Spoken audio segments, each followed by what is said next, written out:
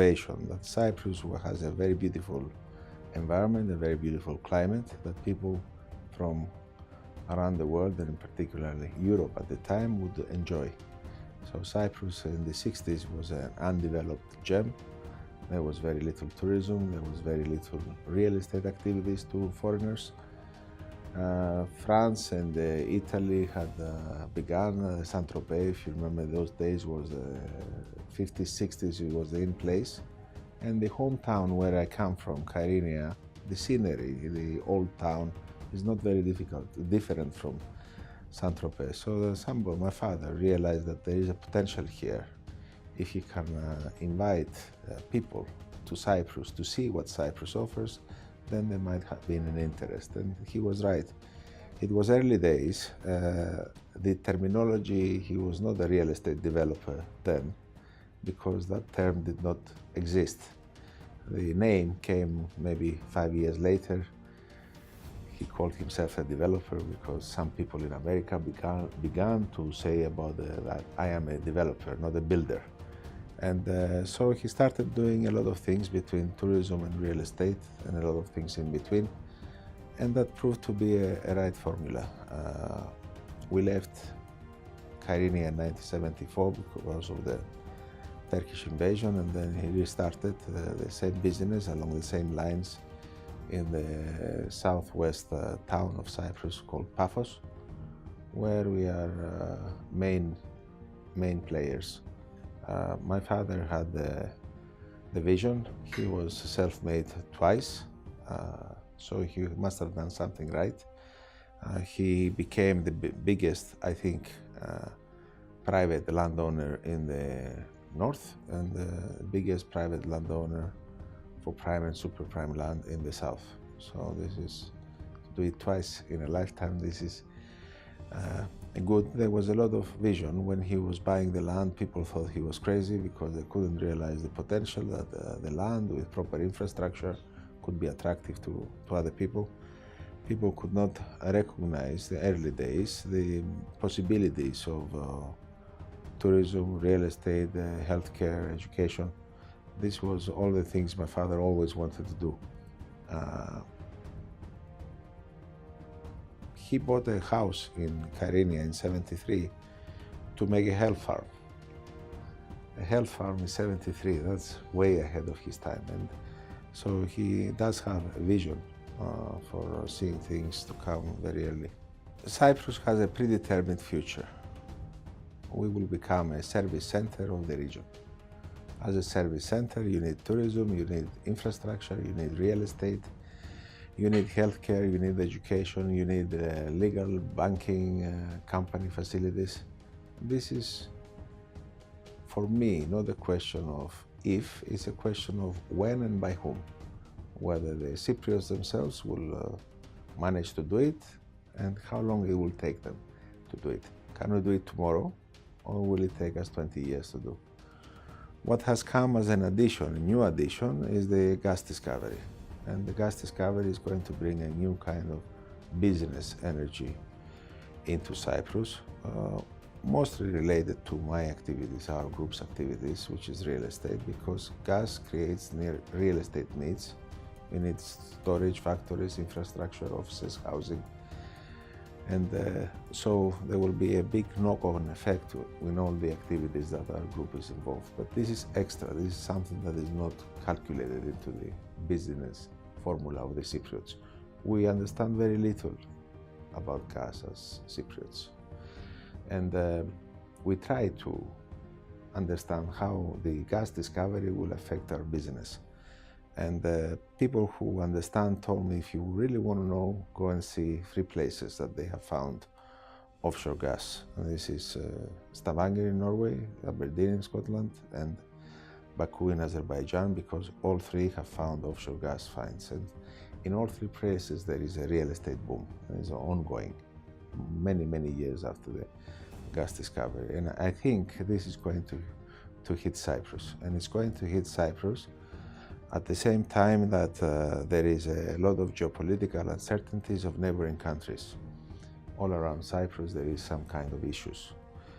So Cyprus is considered like a safe harbor for family, for wealth, and for business.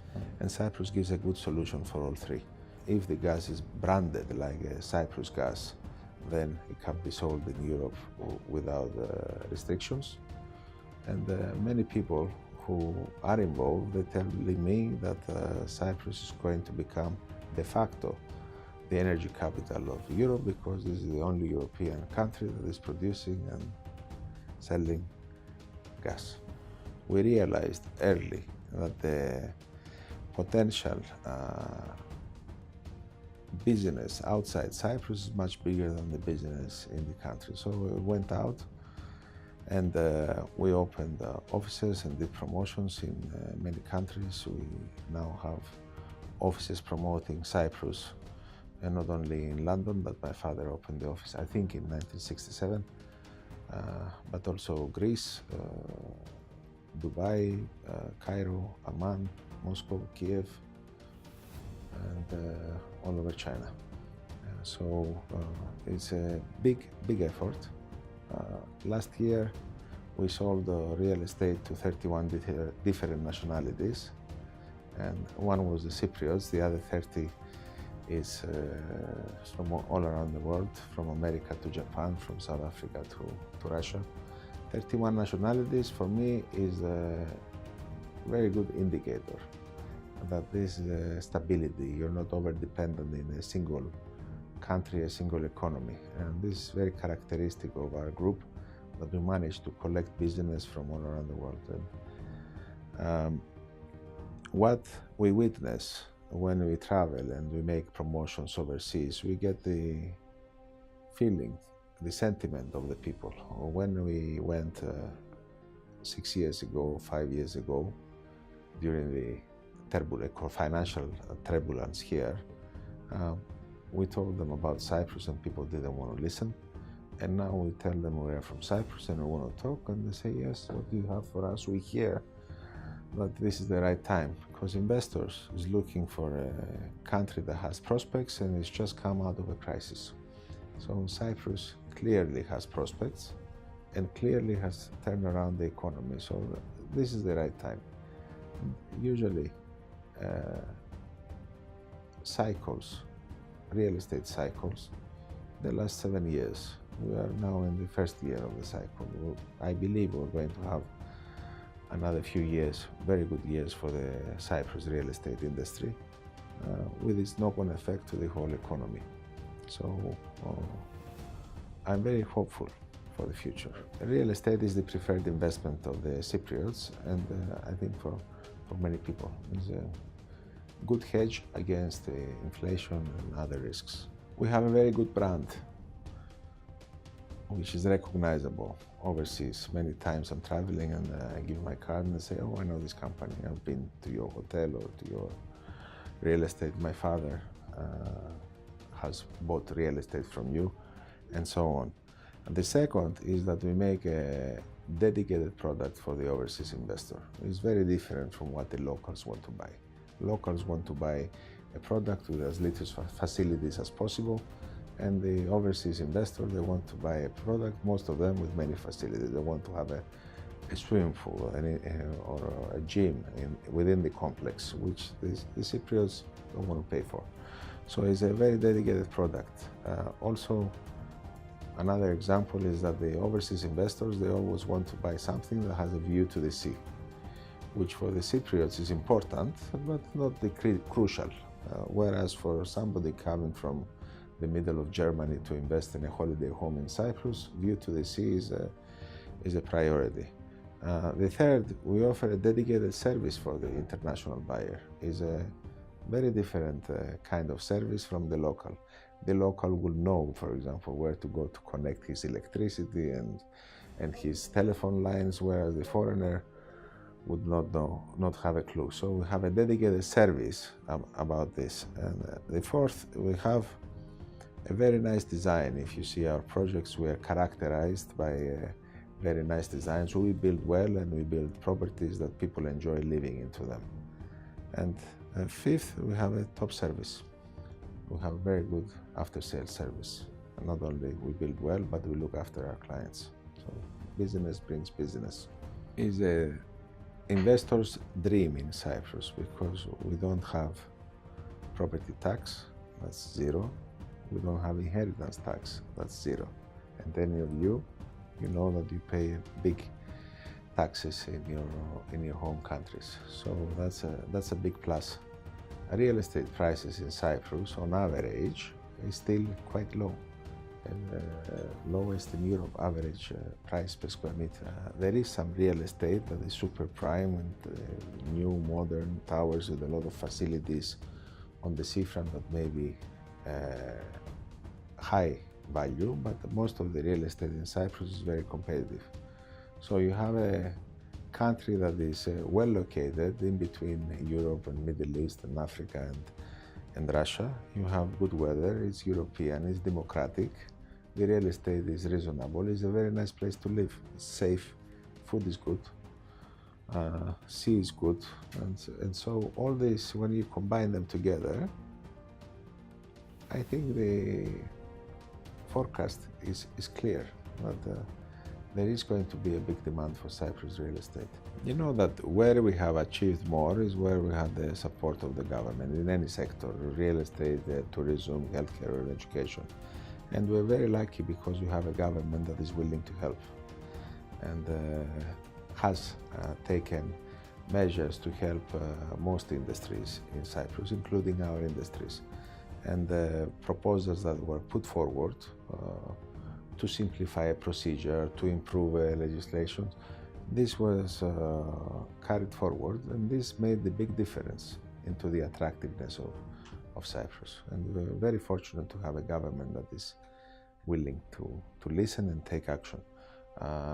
In the middle of the crisis, they reduced taxes, and this was recognized as a positive sign by investors. Very positive moves. We still have quite a few things to do. We should not relax, we should not go back, we must always look forward. We have culture here, we have history, we have winemaking, we have religion, we have so many things that is possible to attract. My forecast is that Cyprus will have a long period of very solid growth. Leptos group will be in the forefront of this development because it's one of the drivers who has helped to create this growth. We are promoting the country internationally, biggest promotion force of the country, and at least in the sectors that we operate, healthcare, tourism, education, and real estate, we will continue to be in the forefront of all developments. We are considered to be the leaders of real estate development in Cyprus. What we do is copied by others, so we feel very responsible for this. And we will continue to offer superior real estate at very good value for money offerings. But the biggest project that we will do is the Neapolis project. This will be the flagship project. Neapolis is ambitious and is a true reflection of Cyprus. We talked before about Cyprus fast becoming a service center of the region, to have a service center parameters. Most of these parameters are within the Neapolis city, and it's the first time that a city is going to be developed, designed from scratch to have certain principles about energy performance, bioclimatic buildings, and so on. So all the things is combined together from the beginning, designed together in order to give synergy the one to the other. It's a project that is going to put Paphos and Cyprus on the map as far as integrated community designed from scratch is going to look like.